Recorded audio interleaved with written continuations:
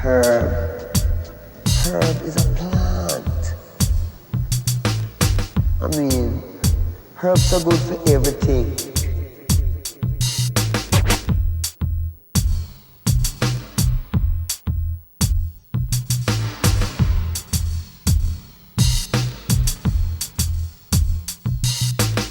Herb.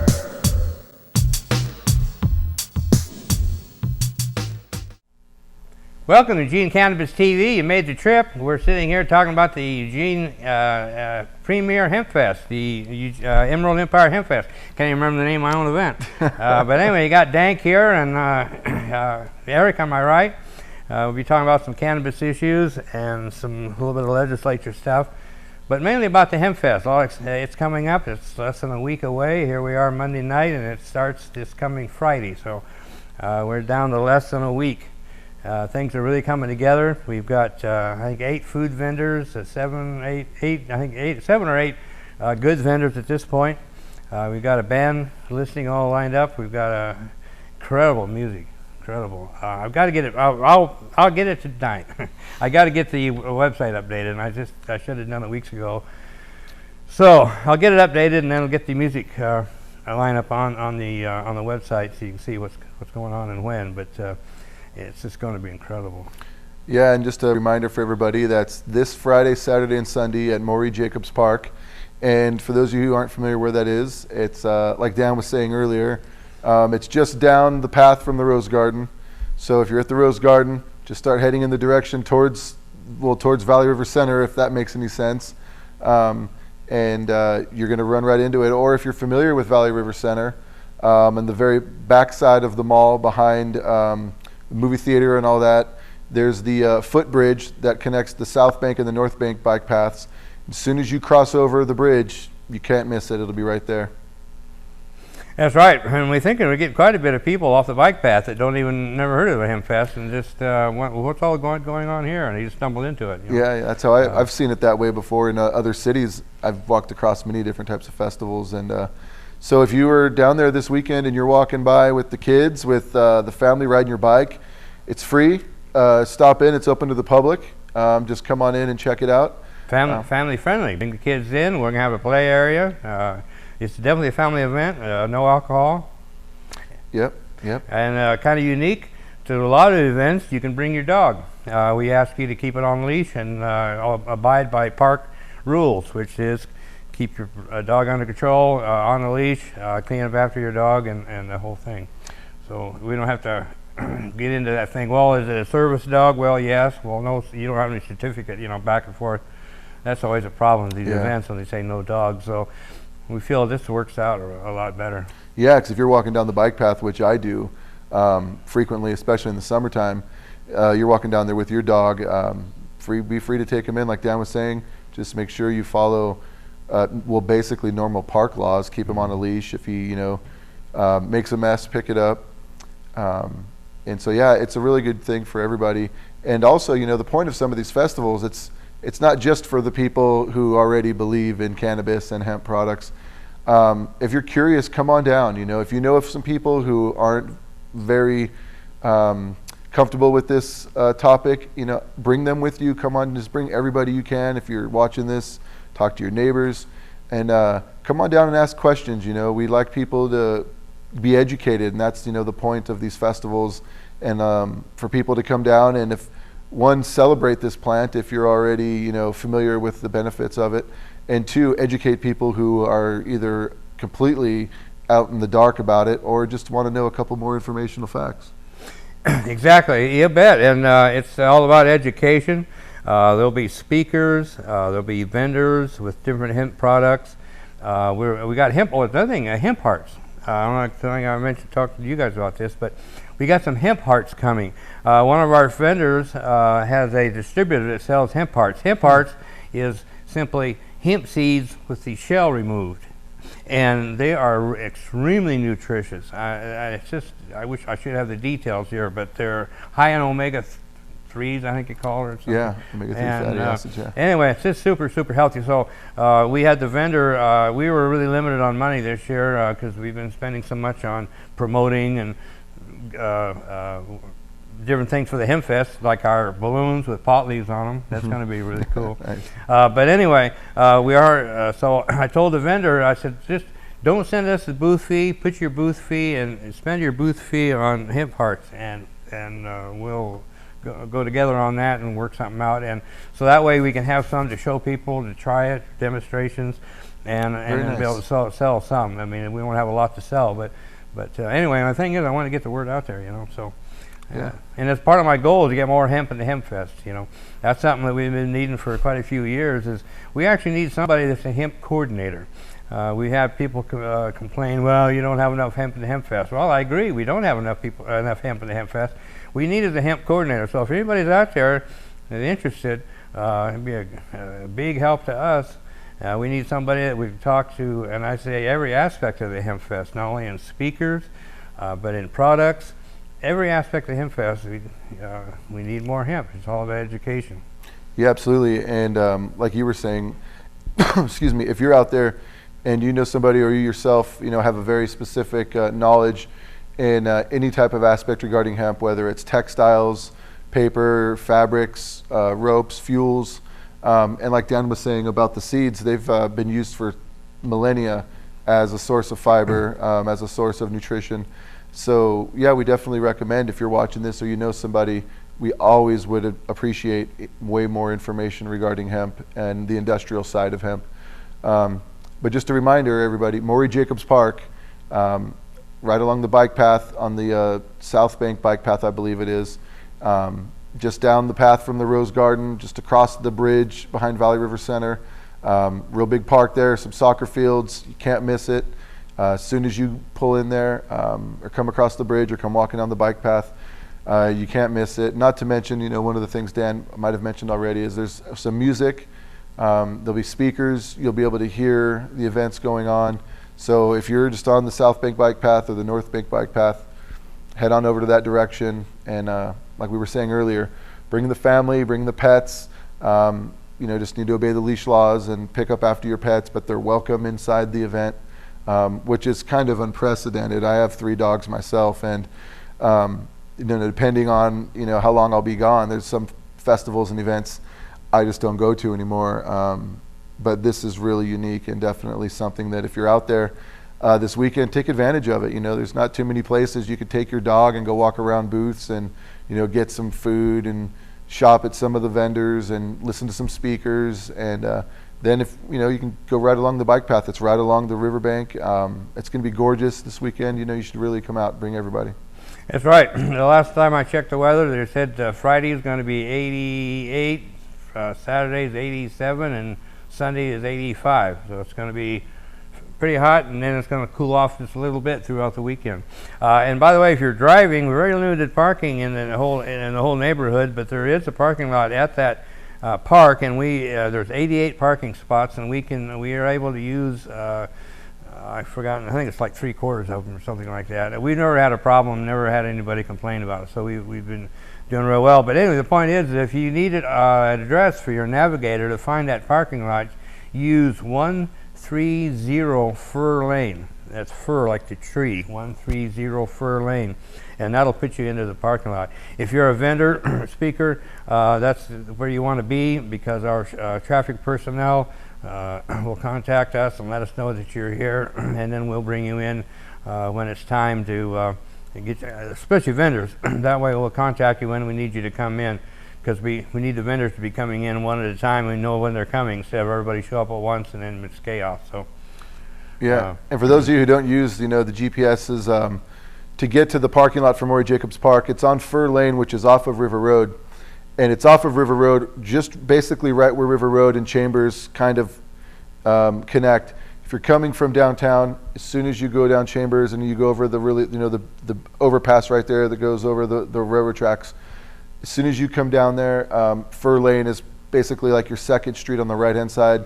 There's a little sign that says bike path. You go down there, and that parking lot, it's not very big. If you're going to get there in the mornings, you'll probably be fine. But if you park down closer to the Rose Garden and even further down, if you want to go for a really nice walk, like Dan was saying, the weather's going to be gorgeous this weekend. Park down at Skinner Butte Park. the big parking lot down there, and there's plenty of parking at behind the mall at Valley River Center.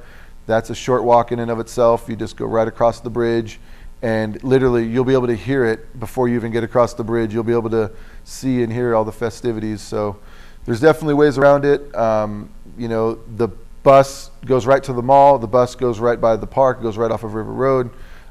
There's many options, and not to mention it's on the bike path. So anywhere you're at in town, get on your bike. It's going to be gorgeous, and bring the dog too.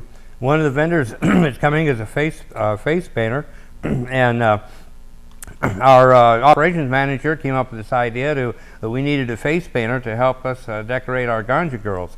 So she went out and found a face painter, offered them a free booth if they would take care of our Ganja girls. So we have a face painter that'll be there for our Ganja girls to decorate them any way they want. Our Ganja girls will be out in costume, and they'll be gathering gathering donations.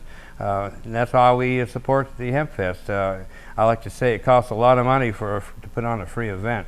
And so the Ganja Girl crew, we've been working on trying to build that crew up. The security for the Ganja Girls has been a popular one. We're having trouble finding guys that want to help protect the Ganja Girls, but we have 3 contests for the Ganja Girls. We're going to have most popular overall, best costume, and then and the girl that collects the most money in donations. 3 separate contests that they have really nice prizes so they can win. Nice. And the girls that have done it in the past have been really had a good time. That was the most common thing that I hear from them is, yeah, it was fun. So I was a little concerned that they'd be bringing some jerks and everything, but they said, no, it was great. So again, that's July 19th, 20th, and 21st at the Maury Jacobs Park. It's free to the public. It's this weekend, free to the public. Bring the family friendly, and bring the pooch if you can keep it under control. We'll see you. Bye. Hey everybody, thanks for having me here. I'm with the Lane County chapter of the American Civil Liberties Union. Are there any ACLU supporters here today? Yeah, the ACLU is a nonprofit that works on protecting the freedoms of people in the courts and in the legislature and in the communities, and we've been working really hard on the marijuana legalization effort. And actually I've prepared a statement for you. So the ACLU of Oregon has supported reform of Oregon marijuana laws for more than 40 years. And in 1973, the ACLU helped lead the effort to convince the legislature to make Oregon the first state in the nation to decriminalize possession of less than an ounce. And we've also fought efforts to use civil forfeiture laws to confiscate property of individuals who violated marijuana laws.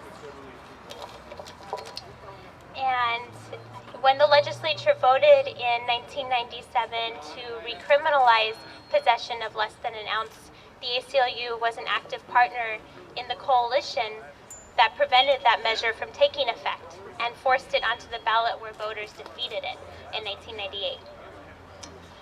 At the same time, ACLU helped draft and pass the Oregon Medical Marijuana Act in 1998. And we've worked every year since then to strengthen the act and turn back efforts to undermine it.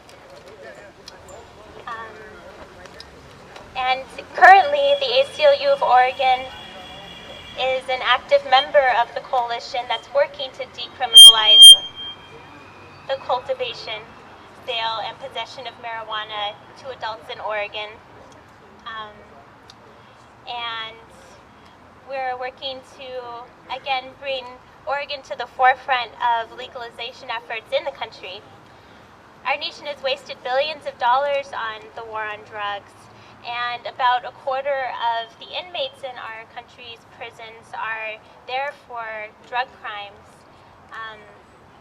And those who are in prison for marijuana-related offenses pose little or no risk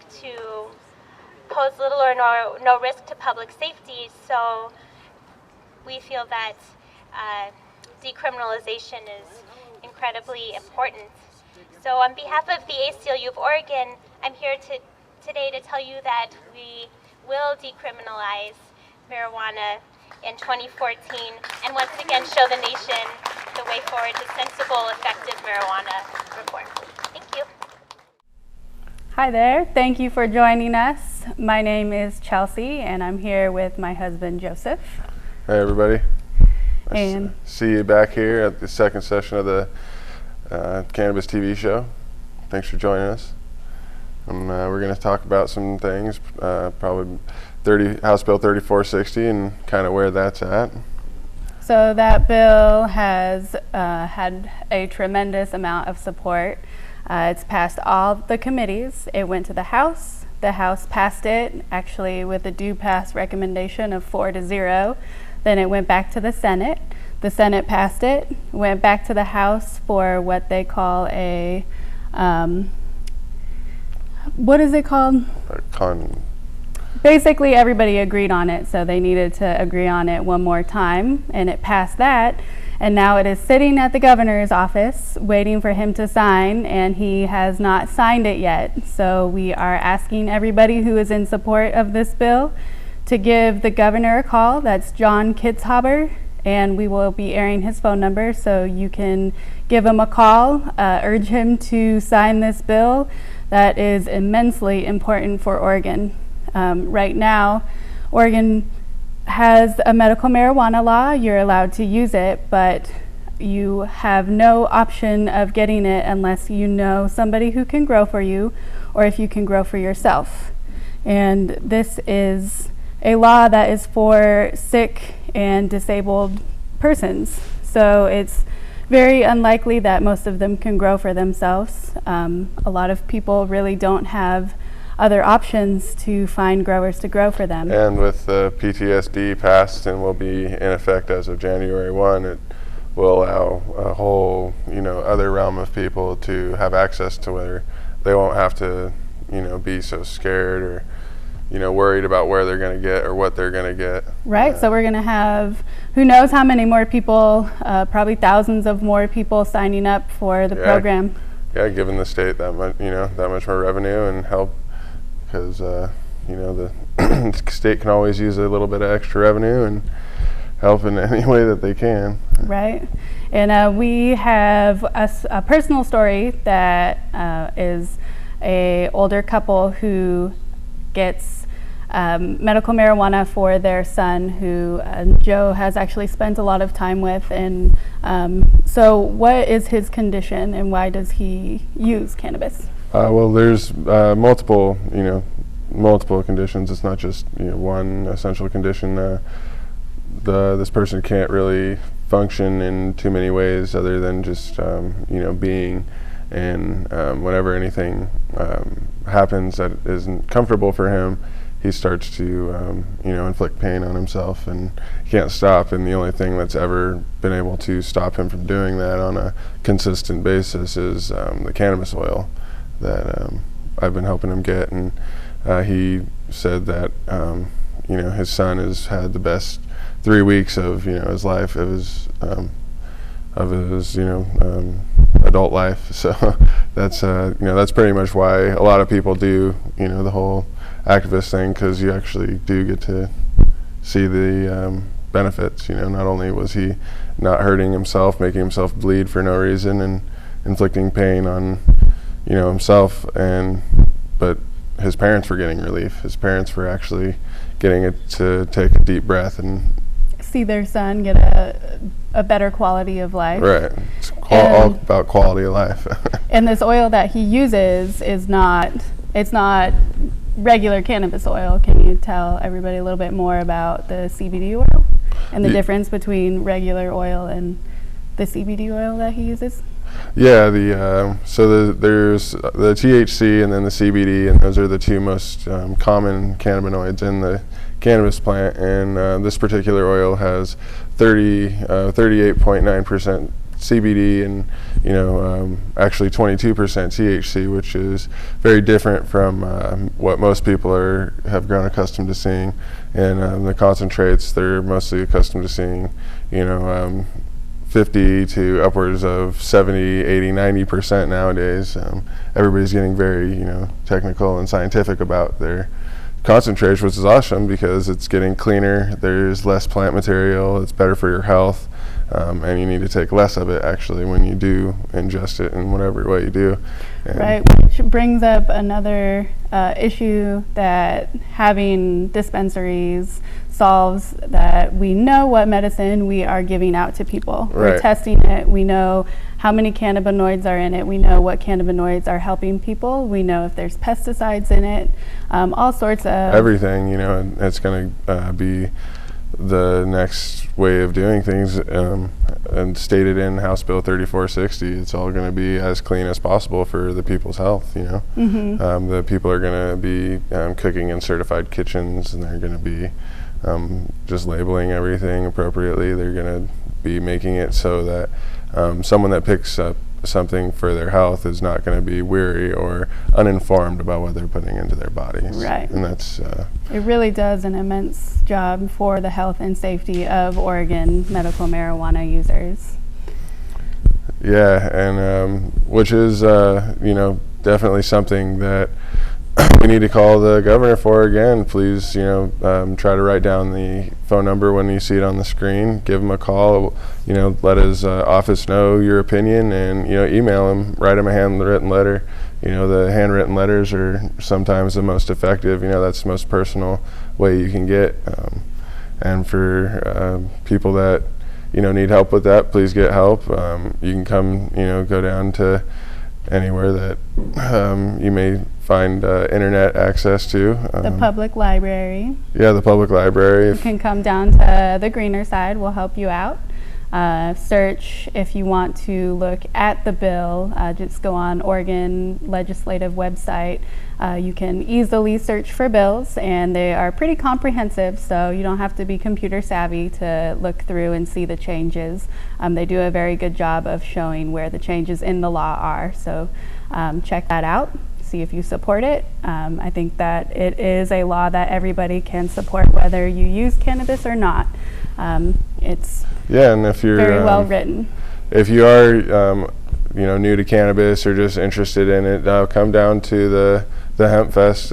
We'll have a booth down there. We're going to have information on how cannabis can help the fellow, just anybody on all different types of levels and many different products, just as information down there for you to inquire about. And maybe you can teach your grandma about it. That is no way to get some relief except for cannabis. And if you bring your grandma down, she might meet other grandmas down there who are using it and can talk to her about how it helps them. And there's going to be tons of educational booths out there, tons of people that have a wealth of knowledge to spread. Like Joe said, we'll be down there. We'll have our educational booth outside. If you have any questions about cannabis as medicine, we'll have a booth in the back if you're already an OMMP card holder, and it's going to be tons of fun. That's at Maury Jacobs Park, Friday, July 19th, the 20th, the 21st. It starts at noon on Friday, goes till 10 p.m., starts at 11 on Saturday and Sunday, goes to 10 p.m. on those nights as well. Yeah, I think there's going to be, I heard some raffles and things of that nature. So there's going to be definitely things to come and see, come to check out. I'm going to be super excited just to see the community come out and support cannabis and hemp. It's definitely a hemp fest, and the speakers will inform you with vast amounts of knowledge that are still mind-blowing to this day for some people. Reefer madness is something definitely from the past. Yeah, but it's still out there, so we're working to change that and bring everybody over to the side of education and get rid of disinformation out there. Yeah. Debunk the disinformation. Yeah, and if you want to ever talk to somebody that's ever, you know, just against cannabis. It's kind of interesting to see their view on it if you may, you know, fully understand the capabilities of the plant, and, you know, go talk to someone if you've ever been uncomfortable. Just go try it. It's definitely interesting, to say the least, to hear all of the just unbelievable statements that you'll get out of some of the people. Yeah. You know, it doesn't kill you. The only way that you're ever going to die of smoking is actually from suffocation rather than smoke inhalation. It's only beneficial. Or if a bale falls on you. Oh yeah, if you knock something over and something hits you in the head. You only have to smoke 10. It's somewhere around 10 telephone-size pulled joints in less than 10 minutes or 15 minutes to lethally induce yourself with cannabis. Yeah, and you know, the cannabinoid receptors aren't on our respiratory system, so that's, you know, why you won't ever die from cannabis. You'll always breathe. You'll just have a very nice nap, a nice rest. Yep. And we'll have all this information out at the Emerald Empire Hempfest this weekend. We're going to be out there all 3 days. You should come on down, check it out. It's just down river of the Rose Garden. Park at the Valley River Center, take a walk across the footbridge, or like Eric said, park down at the Skinner Butte Park and take a walk. Bring your dog, bring your kids, bring your appetite and your dancing feet, because it's going to be a really good time. A lot of great people out there. Nice sunny day, and it'll be the place to be this weekend. Yeah, you'll never know who you see. So thank you for watching, and we'll see you guys next week.